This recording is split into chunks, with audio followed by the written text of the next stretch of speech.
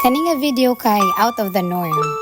Kaya unlike sa ako mga previous videos nga puro good vibes ra, this one hits differently. It all started when Sir Errol introduced me to the class. Good morning class, na may new advisor. Then I heard the students react, ha?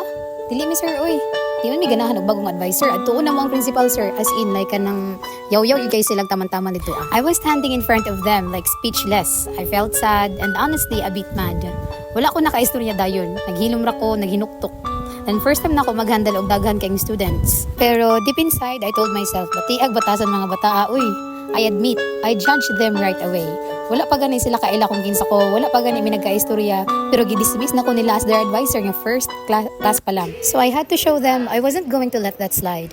I stood my ground, firm pero formal. When Sir Errol said, "Ma'am, please introduce yourself," I took a deep breath and said, "Good morning class, my name is Jeremy." Then I continued, "As I've observed, you don't like me, but you don't have a choice.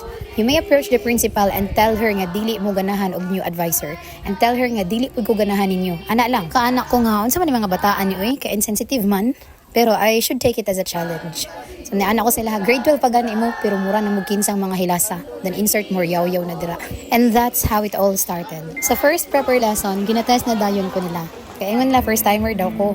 Dili related sa mga topic pero daghan kay sila gipangutana. Grabe, murag board exam akong giatubang. Pero salamat sa Ginoo no, nato ko'y nabili nga gamayng brain cell. Ug nitubag ra nako tanan nilang pangutana. And little by little, I earned something money can buy. Their trust, respect, admiration, and even their hearts. From a group of students who didn't want me, to students who now look at me not just as their advisor, but someone they can rely on, someone who believes in them, and someone who stayed even when it was hard. And by the way, they were all hardworking and truly deserving of every recognition they got. Out of 29 students, 18 got with honors, something to be really proud of. To my grade 12 tulips, thank you for the laughter that brightened my days, the challenges that made me stronger, the growth we experienced together, and the memories I'll treasure forever.